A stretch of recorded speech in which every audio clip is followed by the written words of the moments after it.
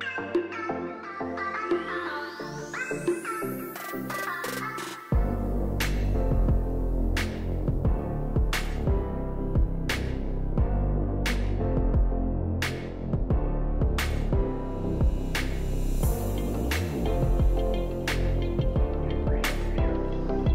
kowe, motor.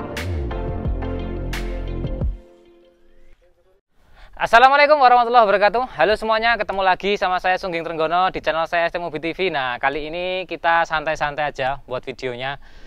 Nggak selalu harus jalan, kemudian perbaikan di bengkel saya. Jadi hari ini saya membuat video itu karena banyak sekali pertanyaan yang masuk ke saya. Banyak yang tanya uang segini dapatnya mobil apa, kemudian rekomen mobil harga sekian tuh berapa, apa aja gitu kan. Jadi kita mau sharing-sharing sedikit lah ya. Jadi sharing-sharing sedikit tentang ketika saya itu mencari mobil idaman yang pesanan masuk ke saya, ataupun ketika saya nyari mobil sendiri gitu maksudnya. Jadi yang pertama itu biasanya itu saya itu selalu ngecek harga. Nah, ini buat teman-teman semua yang tanya masalah harga ya. Jadi selalu ngecek harga di marketplace, kemudian wilayah. Kan kalau di marketplace bisa ambil wilayah seberapa jauh, kemudian seberapa luas, dan range harga juga berapa, itu kan ada semua. Jadi kita cek di marketplace, kemudian kita juga cek di OLX. Nah, itu pasaran harga mobil-mobil yang banyak uang kita 90 atau uang kita 80. Kira-kira itu dapatnya apa aja, kan di situ keluar semua. Umpamanya kita klik 90 juta di OLX, maka itu semua mobil yang harganya dijual 90 juta itu akan keluar semua. Dan yang perlu diingat teman-teman semua, ketika kita punya uang 90 juta, semuanya kita punya uang cuma 90 juta, 90 jutanya aja, maka harapannya kita nyari mobil yang harganya dijual 85 juta. Karena nanti itu harapannya itu ada spare uang yang tersimpan di kita itu 5 juta untuk kalau ternyata ada perbaikan yang harus dilakukan. Minimal 5 juta harus dipersiapkan. Karena namanya mobil second itu pasti gak ada yang namanya mobil second itu bebas perbaikan, gak ada. Kalaupun ada itu hanya omongan penjualnya saja sih. Jadi itu salah satu yang nanti akan kita sampaikan ke teman-teman semua. Apa aja yang sudah sering saya temukan di penjual tuh ngomongnya seperti apa, terus kondisinya kenyataannya seperti apa, nanti saya ceritakan. Jadi yang pertama tadi itu kita cek marketplace, kemudian kita cek OLX, kemudian di situ ada range harga 90 juta atau 100 juta itu dapatnya apa aja di sana, tahun berapa aja di sana. Nah, itu kita bisa dari situ kita bisa bayang-bayang mempunyai pemikiran bahwasanya mana mobil yang cocok untuk kita miliki. Dan harapannya teman-teman jangan sampai tertipu dengan iklan murah. Kemudian juga harus hati-hati jangan sampai kita itu transfer ke orang yang bukan punya mobilnya, karena itu sangat bahaya sekali, pasti kita akan kehilangan uangnya. Jadi jangan sampai kita transfer ke orang yang bukan punya mobilnya. Oke, lanjut lagi. Jadi karena banyak penipuan ya di sosial media segala macam, kan banyak penipuan. Jadi harapannya jangan sampai kita tertipu, harus hati-hati, pilah-pilah mana yang perkiraan itu menipu atau enggak. Salah satunya menghindari penipuan, kita video call sama orangnya yang jual, kemudian minta tolong tunjukkan mobilnya ada enggak di situ gitu kan. Jadi biasanya kalau penipu itu dia nggak punya barangnya gitu, barangnya orang lain diiklankan dengan harga murah, kemudian minta transfer segala macam atau DP segala macam lah pokoknya gitu.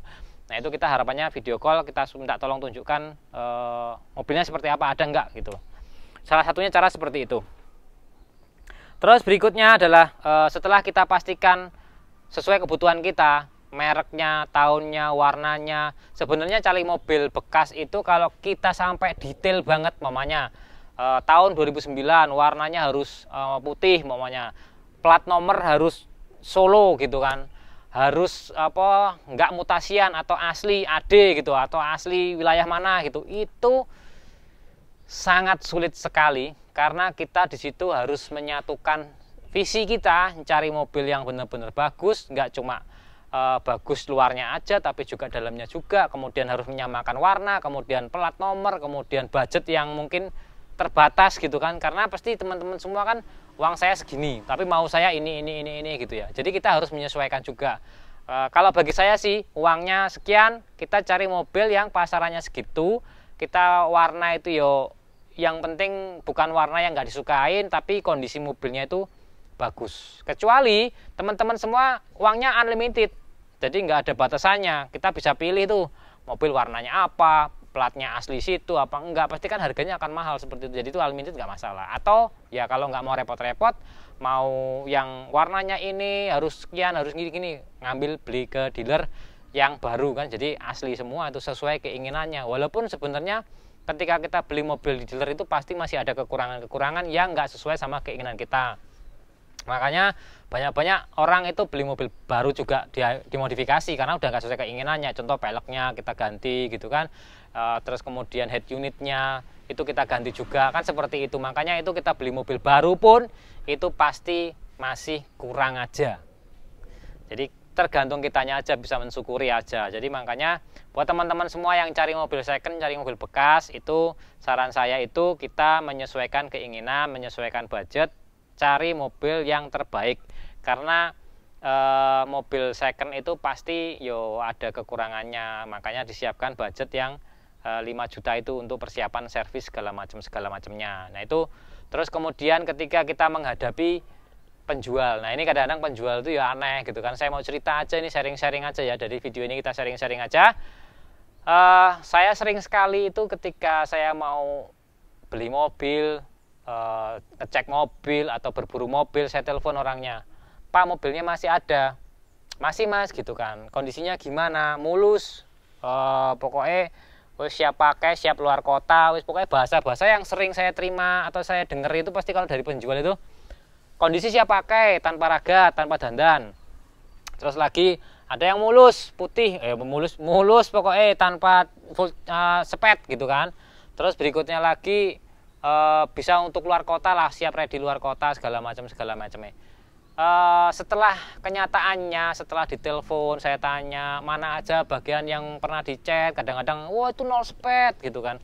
Oke 0 spet. Terus berikutnya kita telepon lagi servis record gitu kan. Nah ini yang perlu teman-teman ketahui juga. Jadi dari pengalaman saya beli mobil seperti ini, mudah-mudahan bisa membantu teman-teman semua. Ketika saya telepon begitu, saya juga nggak bisa percaya 100% apa yang dibicarakan oleh penjual, karena juga nggak semua penjual itu ngerti kondisi mobil yang dijual gitu loh. Walaupun mereka itu tukang jual beli mobil, tapi belum tentu mereka punya keahlian yang bisa mendeteksi mobil itu rusak apanya, bahaya atau enggak, itu enggak. Yang penting mereka itu kan ini barang bisa dijual kan gitu. Kadang-kadang seperti itu sih. Ini saya nggak menyudutkan satu pihak tertentu ya, bukan berarti penjual itu jelek semua, enggak. Ada penjual-penjual yang bagus juga banyak. Jadi kita hanya beberapa aja. Itu beberapa sering yang saya terima gitu kan. Saya telepon gitu kan, setelah saya cek ke sana ternyata yang katanya full sped ternyata 0 sped gitu ya, tidak ada sepetan, tidak ada cat ulang gitu. Ternyata sampai sana ya udah full semua dicat gitu kan. Bodinya udah cat semuanya gitu kan. Jadi sudah tidak sesuai apa yang diomongkan. Terus berikutnya lagi ketika dia ngomong servis record. Nah, rekodnya itu kadang-kadang seperti ini, kejadian yang sering saya terima ya, masalah servis record mobil itu. Servis record mobil namanya tahun 2015. Rekod servis itu cuma 3 tahun di awal, 2 tahun berikutnya itu sudah tidak servis rekod lagi. Jadi rekodnya maunya sampai kilometer itu cuma 30.000. Yang tertera sekarang 100.000. Katanya rekod, tapi rekod yang tertera di dealer itu cuma sampai 30.000. Berikutnya dia servis ketika mau dijual aja di kilometer 100.000. Nah, antara 30.000 sampai 100.000 ini kan ada hilang histori. Kita nggak tahu ini sebenarnya udah puteran apa enggak. Yang jelas rekodnya cuma 30.000 awal 3 tahun itu. Setelahnya ya kita nggak tahu itu diputer segala macam, itu nggak bisa seperti itu. Jadi buat teman-teman semua, kadang-kadang itu yang jual itu ya cuma bilangnya servis record, tapi rekodnya sampai akhir atau cuma dilewatin tok gitu kan, ada yang hilang historinya di situ. Nah ini yang kita nggak bisa katakan juga servis record, karena servis record itu memang harus sampai akhir itu terrekod semua. Ketika nggak rekod ya saya bilang, kalau saya sendiri menyatakan itu bukan servis record tapi servis lompat-lompat kan gitu ya. Itu terus berikutnya lagi katanya siap pakai, siap keluar pulau.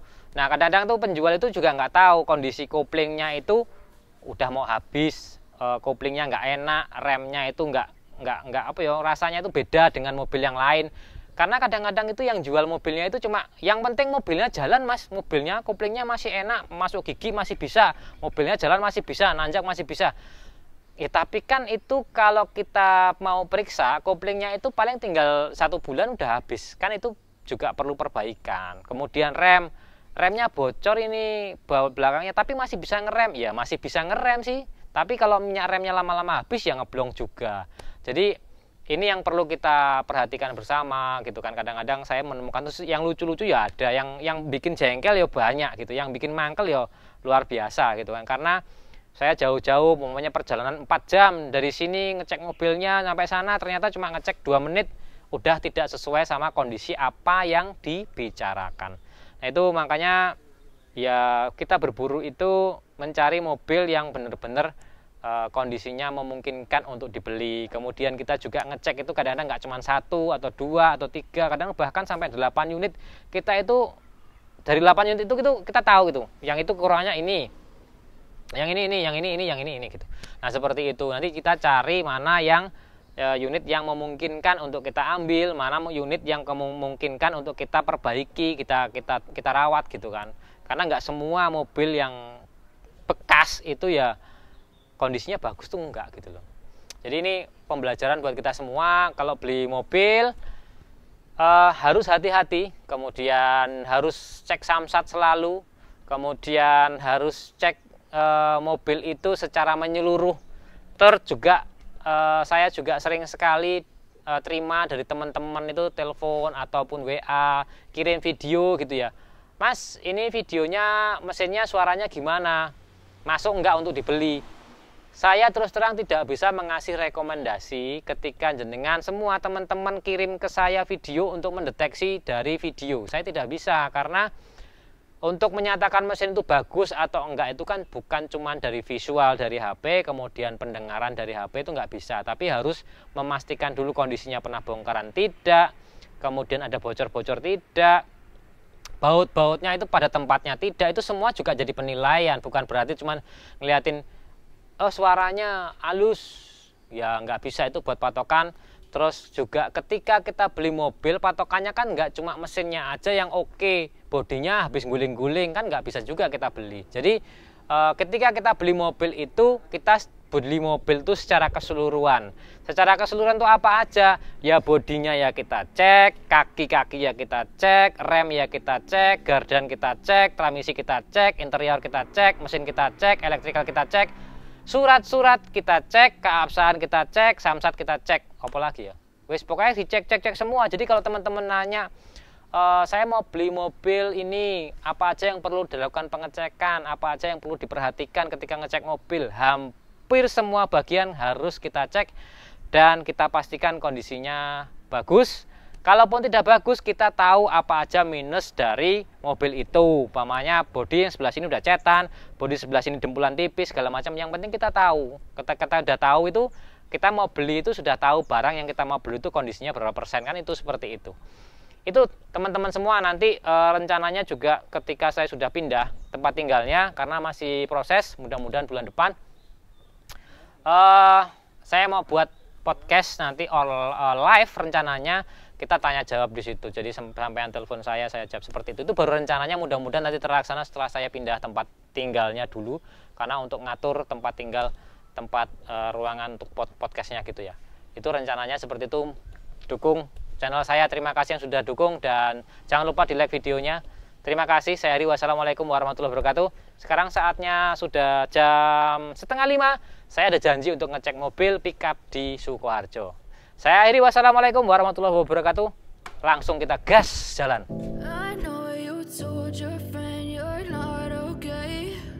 And tell me what's wrong and why you never said you felt that way. Guess you're trying to stay strong and fake a smile until I look away. But I've known you too long.